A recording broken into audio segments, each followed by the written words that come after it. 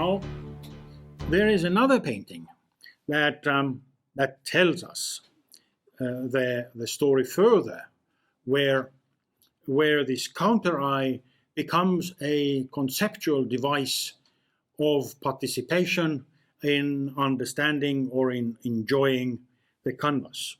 And that probably you all have seen. It is by Johannes van Eyck. Usually they call it the Arnolfini family, which is probably the merchant called Arnolfini, and his marriage. It was a sad story, but we are not going into the story of this painting, because there are so many stories about it. It is in the London Gallery, and every time I have been in London, I am seduced by this painting standing in front of it. It's not too big. It's about 40 by 60 centimeters, relatively big compared to other paintings of Jan van Eyck or Johannes van Eyck. So when I looked at the perspective structure, which clearly is there, and it shows the space behind the couple, the bed and the window, they both have foreshortening. We actually see the red is the geometry of the image, but green and blue are the perspective lines, and we can see this fishtail perspective clearly here as well.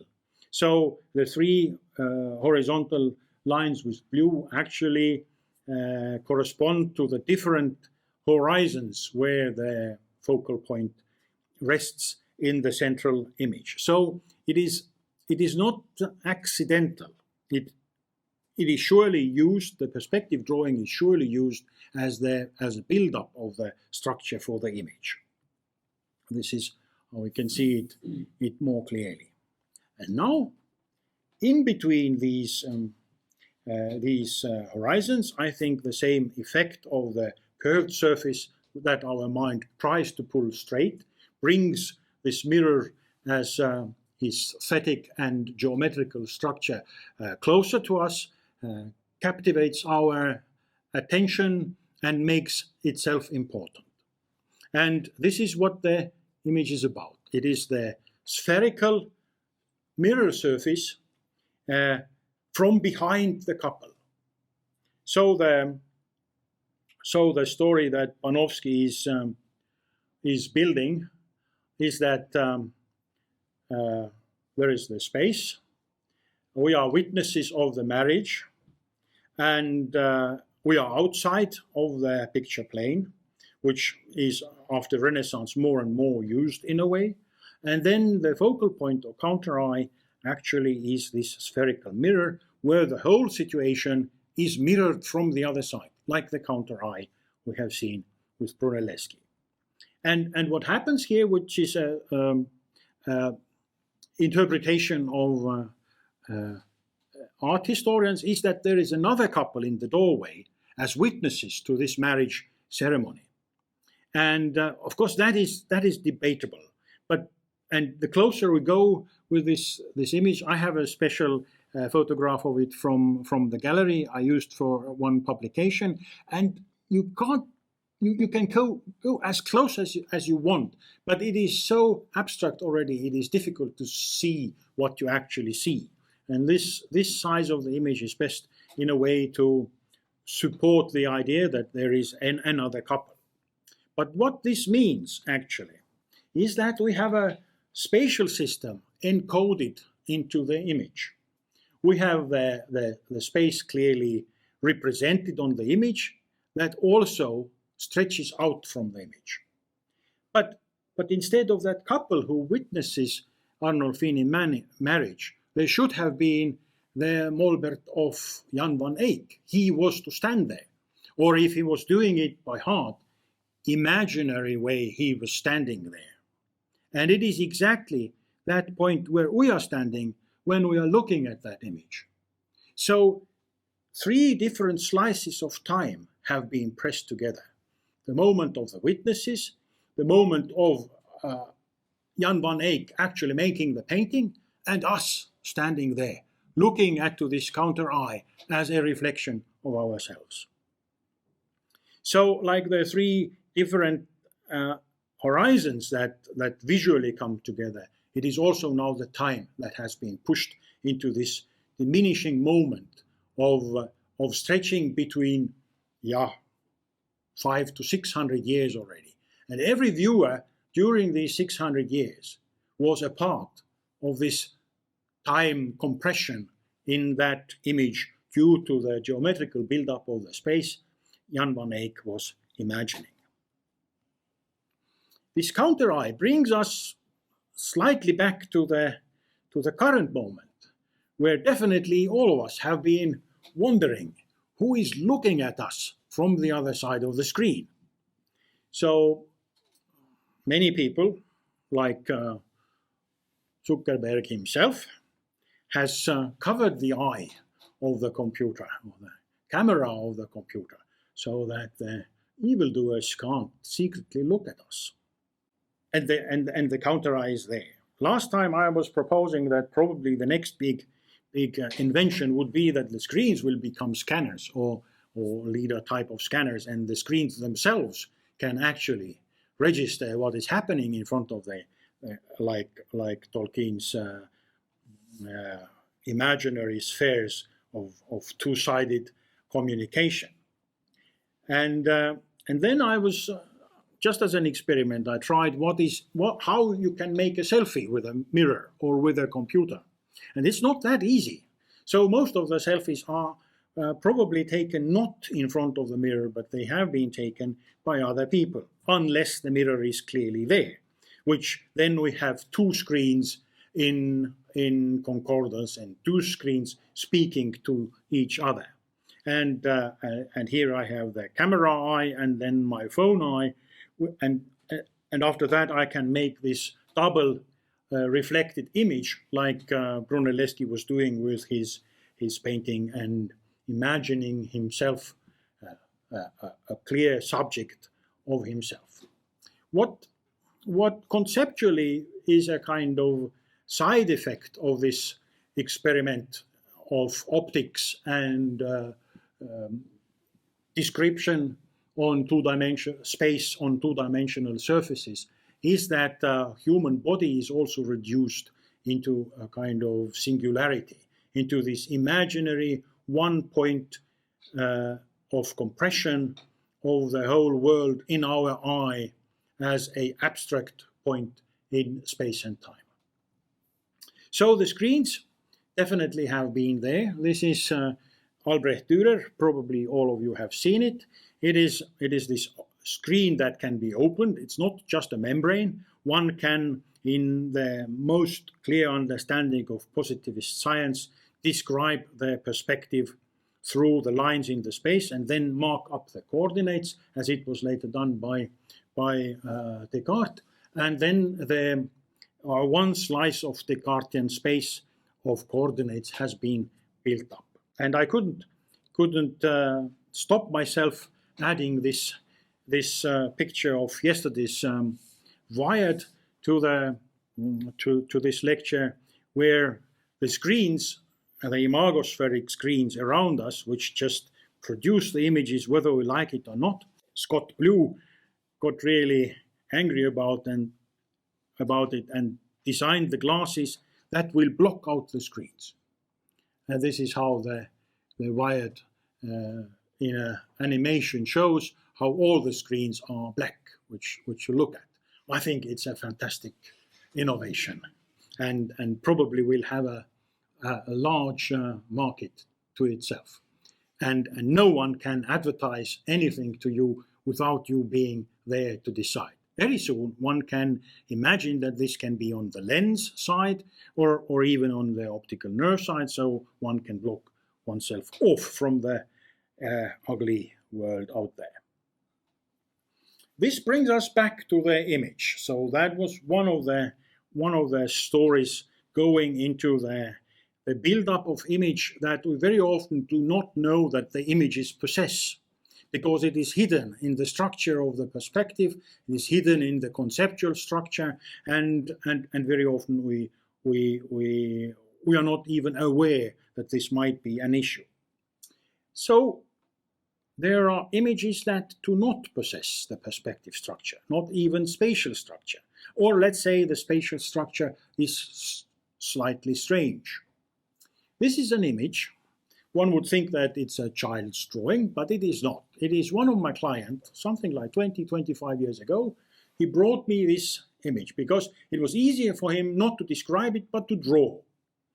And of course, in the office, everybody later on were laughing. But if we look at the image carefully, it's a very interesting one. And it does describe interestingly experienced space. Definitely, we are on the elevated position. First, on the first foreground, we can see the road, the gate, the hedge, the mailbox. Then there are two buildings, living house and the auxiliary building. Further on, there is sauna. And in minute detail, he has made the program of the building really clear. It is the swing, it is the well, it is the beehive, it is even the bench in front of the pond or lake where he can sit after he has plunged after sauna into the cold water, and the trees and so on. So we are elevated from the surface, and we can't really predict where the horizon is. And then we can see that the more complex objects that are difficult for a person who hasn't got the gift of imagining things so clearly, like the cars, they are given in elevation, like they also constitute their own horizons, because if they are in elevation, the middle part of it definitely will constitute its own horizon. So there are several horizons, and the real horizons coming from the axonometric perspective hybrid of the buildings is really not in the picture plane at all. And one of the buildings somehow also is in elevation. I don't know why that is. But the more we look at the image, the more we can understand how the space is built up of several points of view. The second image here is Egyptians. Of course, the mathematics and geometry of the Egyptians was there. The canon of their imagination in descriptive arts was established. And now my question is to you, just to make a small break, is the man, I presume the central figure is a man, is he imagined from chest or from his back?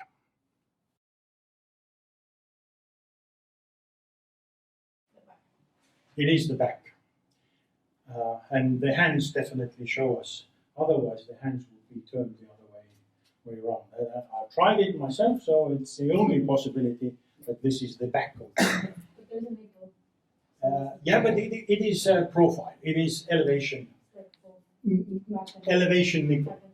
Yeah, we can see it. Otherwise, the hands would not work.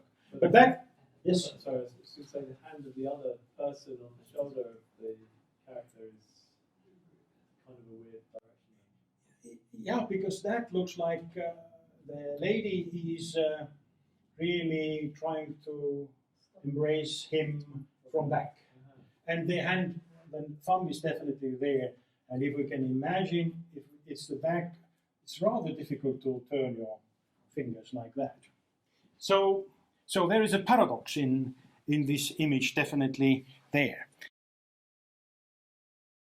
And this is just pure information, because in Berlin they have exhibited the half-built monumental tombs. And here we can clearly see how the drawing was a part of making that image. It was firstly divided into different sections, then it was drawn as a black and white image, and then gradually the surface was removed, so it became, with the shadows, it became suddenly a bas-relief of stone ornamentation. For Egyptians, unfortunately, I have a very bad quality image here, just excuse me for it, but we clearly see that it was no problem for them to understand the space, as we can see in the sketch down there. And it certainly was a conscious decision not to use axonometric or perspective space. Here is one image also of a pond. The pond, as you can see, is described as a plan of a pond, then all the living creatures in there are described as elevations. So they constitute their own horizons, and they are like sections of the pond. So the pond and the living inside the pond are 90 degrees in difference. And then I would also emphasize the trees. In the upper part, you can see the trees are growing in elevation. In the left-hand side, we can see that they have been bent down and described as an elevation. So if we can turn this fragment, we would see the trees in elevation. And then there is a spatial difference there. In the lower part, the trees are also described from this point of view or this horizon as elevation. But now the upper part and the lower part, of course, are not symmetrical towards the pond. But this is a possibility to describe. In the medieval times, there is this St. Gallen utopia where all the elevations were bent down as a flat surface, as something that you can bend down in 90 degrees in orthogonal way. Here is another spatial image where perspective is not a problem at all. It has been described in a spatial context, but there are no clearly visible axonometric or perspective drawings. Now we come in images to another interesting element, which is sometimes called reverse perspective, or some kind of weird axonometric. And there has been a very talented Russian geometer or mathematician of geometry, Florensky, already during the First World War and after revolution, he was describing the perspective and geometrical system. And he says, the closest dissemination of the methods of reverse perspective to be noted is the use of polycentredness in representations. The composition is constructed as if the eye were looking at different parts of it while changing its position. And that is the image we have already seen. It comes from the 15th century, from Novgorod, and for this lecture I wanted to present again. Florensky says, and it would be highly unlikely and inconsistent with the state of the mathematical science and the advanced geometric powers of observation which their ancients' refined eyes possessed, to suggest that they did not notice the perspectival image of the world that is supposedly an intrinsic part of normal vision, or were unable to deduce the corresponding simple applications from the elementary theorems of geometry. It would be very difficult to doubt when they did not apply the rules of perspective, it was because they simply did not want to apply them, considering superfluous and anti-artistic. This is what Florensky says. Indeed, in his geography written around the 2nd century AD, Ptolemaios examines the cartographic theory of the projection of a sphere on a plane. In his planisphere, he discusses various ways of making projections, primarily the projection from a pole to the equatorial plane, the projection which in 1613 Aquilonius dubbed stereographic, and also solves other difficult projective problems. The old cartography was definitely there. Can it possibly be imagined that given such a state of knowledge, the simple methods of linear perspective were unknown? And I have to say, I believe Florensky. So I took apart this icon of the 15th century, at least in a very superficial way, to see how the structure of the space has been built. And clearly we see that there are two horizons. One of them is on the level of people, and the other one is on the level of cupola. And in between, the point of view changes. If we look at the windows, we can clearly see that we are positioned below the windows because we see the upper part of the windows. And if we look at the auxiliary building close to it, we are definitely positioned up from the building because we can see the roof from upper perspective.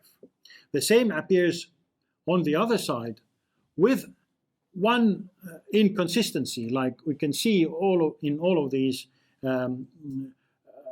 enigmatic images or icon images. The windows